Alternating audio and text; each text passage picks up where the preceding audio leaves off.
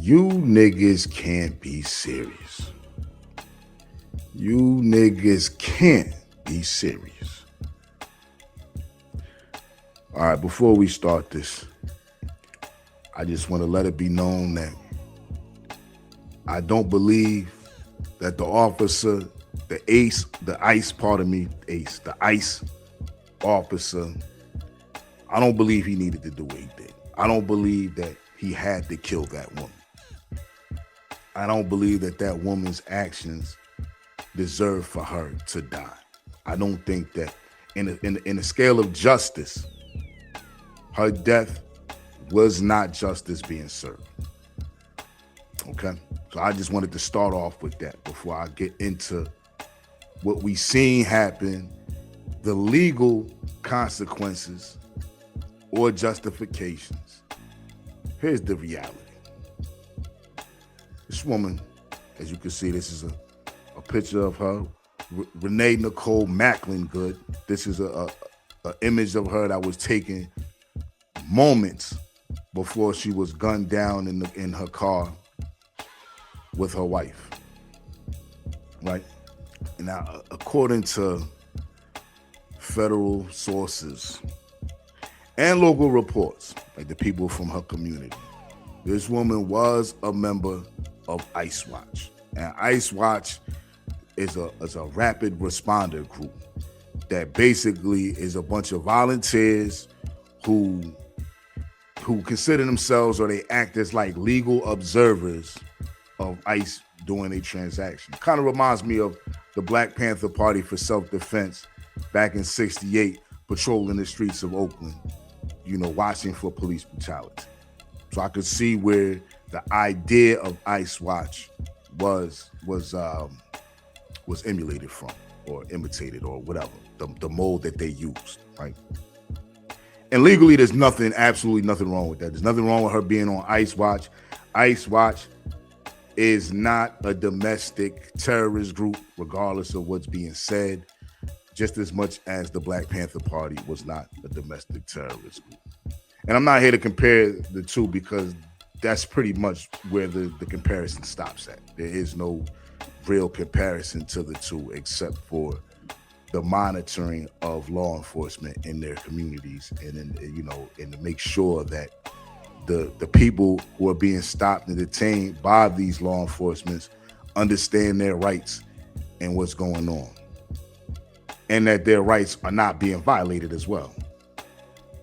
They're armed with whistles, and they pretty much alert the neighborhood. ICE is in town. ICE is here. Let it be known ICE was about to perform some ICE type work, basically immigration law enforcement, right? So apparently, Renee Nicole Good decided that she was going to show up, blow her whistles, beep her horn, alert the community, ICE is in town. Prior to ICE's arrival, I guess she had word that they was in town. So just prior to ICE's coming, she pulled up on the scene where the incident occurred. Apparently, you could see her letting off a customer. Letting off a customer. You could see her letting off a passenger. And then she parks in the middle of the street, where she stayed until the ICE agents came, where she was blowing her horn and her whistle, alerting the neighborhood that ICE is in town, that ICE is coming to do their job, and pretty much letting the people who ICE may be looking for to get low, get out of Dodge, hide, go somewhere, do something, but pretty much being a lookout for the people who ICE may be looking for, right? The immigrants that ICE may be trying to capture and deport. So she was absolutely there to obstruct justice. Let's not play that game like she was being detained by ICE. She actually placed herself in this position, right? We also know that there's footage of her and her wife moments before the incident. You see her wife going back and forth with the agents. Some say trolling, antagonizing, whatever you want to call it. But she was going back and forth. Then you see her pull off, and you see her get popped. This image right here was the image that the ICE agent took of her. As you can see, the look and expression on her face does not look like somebody who has any inkling that death is going to come snatch her ass up within the next few moments. Has no idea. You can see the confident look, the arrogant look. And this isn't to disrespect her, but you can see the arrogance of knowing that I got white privilege. And I'm surprised because a lot of black folks I know are arguing this point with me. They're arguing the point about whether she was justified, whether the pig could have got out the way, whether she even hit the pig or not. We clearly seen she clipped the pig in different video clips. I'll run the clip back if y'all need to, because a lot of you niggas is delusional. But we clearly see that she hit the pig, right? Which all of you niggas know, your ass would have been Swiss cheesed up in that car. Every last officer would have put bullets in your ass, through your trunk, windshield, side door, back door, front windshield, if you would have ran over the toe of one of them pigs. But yet you niggas seem to find a way to justify the fact that this lady clipped a cop, or not a cop. I mean, he's some kind of cop. He's law enforcement, but clipped an ICE agent. She clipped the ICE agent trying to escape. ICE agent went for the car door, told her to get out the car while her wife was trying to get back in the car, arguing with the other agent who ended up popping her. Right? He goes to grab the door. She backs up. Then she tries to get out the way. Now she wants to get out the way because she sees it's starting to get real. He trying to grab her, pull her, yank her ass up out the car. She tries to pull off. The ICE agent is in front of her. Do I think she was literally trying to weaponize her vehicle to hit that ICE agent? No, I don't. I do not believe that this woman, for 1 second, intentionally said, I'm going to take my vehicle and I'm going to run this motherfucker over. I personally wish she would have. I really do. That I wouldn't have minded seeing. The ICE agent getting rolled over and her pull off. Get away. I wouldn't have minded that. But let's look at what really did happen though. She went for it. She tried to escape from the ICE agent after placing herself in front of the ICE agents and after making herself a target for these ICE agents to come bother.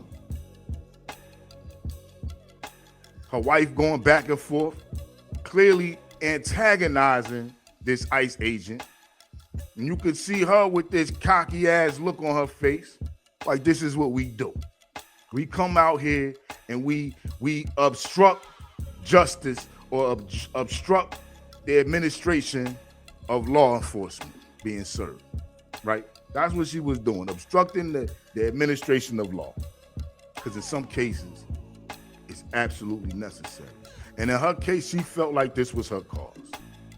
She felt like this was her cause, which gets me back to you niggas can't be serious. Because if you was serious, at the end of the day, what she did, you know better than. You know when them police pull you over, what they're legally allowed to do and what they're gonna be getting away with if they decide to do. You understand? There's what they legally can do, and then there's what they get away with doing. Right? And we know that she clearly didn't have that in her conscience. This was her white privilege right here. Feeling like I can go over to these cops, I can block traffic, I can block the traffic, and on top of blocking the traffic, you know, I could get in the way of these cops, block traffic, antagonize them, blow my whistle to try to alert the people that they're coming after. They're in town and they coming. And she felt like there would be absolutely no consequence to that action. And I guess she's been doing this. I don't know how long she's been doing this. I don't know how many times she's done this. But you see the look on that face? That's the look of white privilege. Do you get it? You see the look on that face? That is the look of white Privilege. Period, point blank. And you niggas know you can't get away with that shit. You niggas know better. So when you see something like that, when you see this, now all of a sudden everybody is an expert, is an uproar, is a forensic scientist breaking down the video. When it was clear as day. Let's bring the video back one more time. You guys didn't seem to see it. Look on the right, all the way to the right. You see that? Did you see that? You expected her not to get shot? It's not about whether the cop had to do it or not. He did not have to do that. Was that cop a prick? Hell yes. But she was being an asshole to this prick and ended up, you know what they say. You play stupid games and you will win stupid prizes. Well, she tried some gangster shit and got some gangster shit dealt. That simple. So all you niggas out there with your bleeding hearts, it's unfortunate that this woman lost her life. This ain't your fight, man. This ain't your fight. And truth be told, this is a clear case of white privilege gone wrong. Period, point blank. But what do I